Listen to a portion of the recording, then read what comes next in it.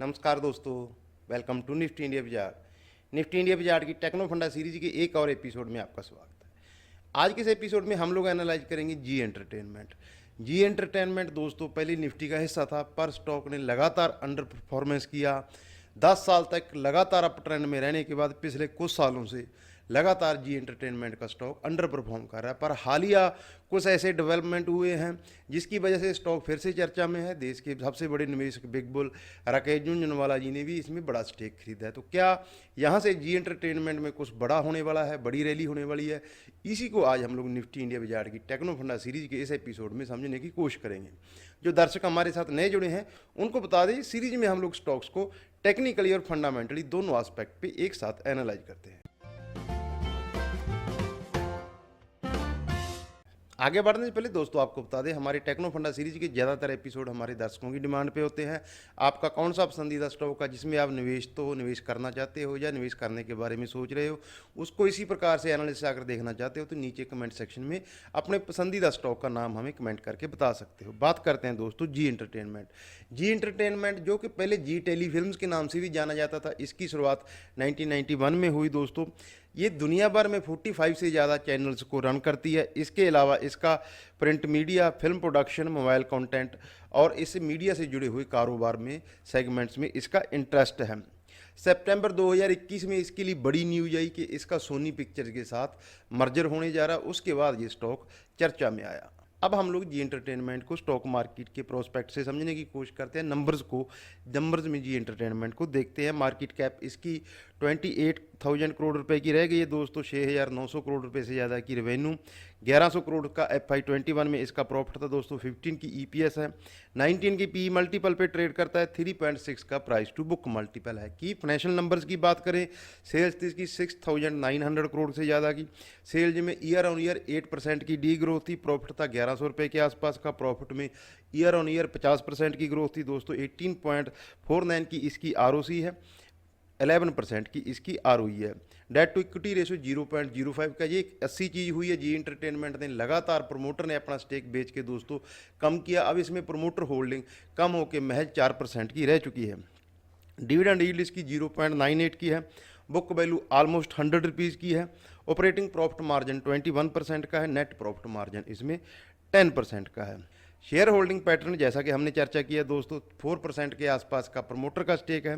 FI इसमें 52% का stake रखते हैं। DI 21% का। पब्लिक होल्डिंग इसमें 22% की है। हाल ही में जैसा कि हमने आपको इंट्रोडक्शन में बताया, राकेश झुनझुनवाला ने इसमें बड़ा स्टेक खरीदा। उसके बाद एकदम से स्टॉक ने रैली की थी दोस्तों। अब आता है, ये हमने इसका एक फाइनेंशियल चेक, फंडामेंटल चेक लिया। उसके बाद एज ए निवेशक, एज ए रिटेल निवेशक, क्योंकि दोस्तों हमने किसी स्टॉक में कुछ क्वांटिटी में स्टॉक खरीदने होते हैं तो हमें दोनों चीज़ पे फोकस करना चाहिए, उसकी प्राइस पे भी और उसके फंडामेंटल हमने देखी। अब हम लोग इसकी प्राइस को समझते हैं। करंटली जब हम लोग ये वीडियो रिकॉर्ड करें, जी एंटरटेनमेंट का स्टॉक 300 रुपये के आसपास ट्रेड कर रहा है। अपने लाइफ टाइम हाई से अभी भी ये 52% नीचे ट्रेड कर रहा है दोस्तों। 52 वीक हाई 378% का लगा। 52 वीक लो 166 का है। कोविड के समय ये 114 रुपये तक फिसल गया था। आने वाले समय में हम अक्सर हमारी टेक्नो फंडा सीरीज में चर्चा करते हैं कि कोविड के लो है दोस्तों, वो किसी भी स्टॉक्स के लिए आने वाले समय में एक बेंचमार्क माने जाएंगे कि कोविड के लो के समय स्टॉक किस प्रकार से फिसला। अगर हम इसके अप ट्रेंड की बात करें दोस्तों तो 2018 तक ये शानदार अप ट्रेंड में था। 7 साल इसने 40 रुपये से अपना सफ़र शुरू करके, ये इसके मंथली चार्ट जो आपकी स्क्रीन पे चल रहे हैं, 600 रुपये तक की इसने रैली की। लेकिन उसके बाद कंटिन्यूस 3 साल इसमें डाउन ट्रेंड रहा। अपने हायर लेवल से ऑलमोस्ट ये 70%, उससे भी ज़्यादा फिसल गया था, जिसके चलते इसकी बड़ी अंडर परफॉर्मेंस के चलते इसको निफ्टी से भी बाहर किया गया, कंसोलिडेट किया। कंसोलिडेशन के बाद अब ये स्टॉक एक अप ट्रेंड पकड़ने की कोशिश कर रहा है।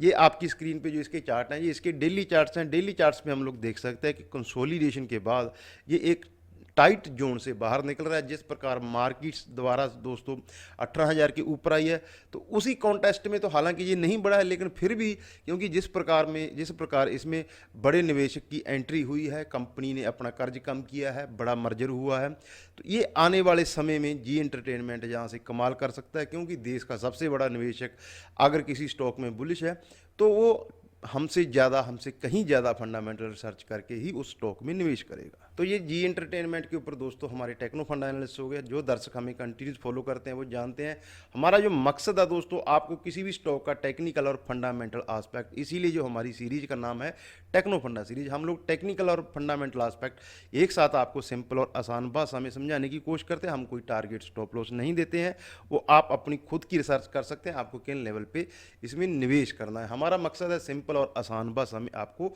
स्टॉक्स की जानकारी देना, क्योंकि हमारे देश में ये विडंबना है, सब लोगों को एफएनओ ट्रेड करना है। स्टॉक्स की कम चर्चा होती है। स्टॉक्स को अगर आप रिसर्च करने जाओगे तो बहुत कम कंटेंट आपको खास करके सोशल मीडिया पे बहुत कम मात्रा में मिलेगा। यही हमारी मकसद है दोस्तों। 100 से ज़्यादा स्टॉक हम लोग कवर कर चुके हैं।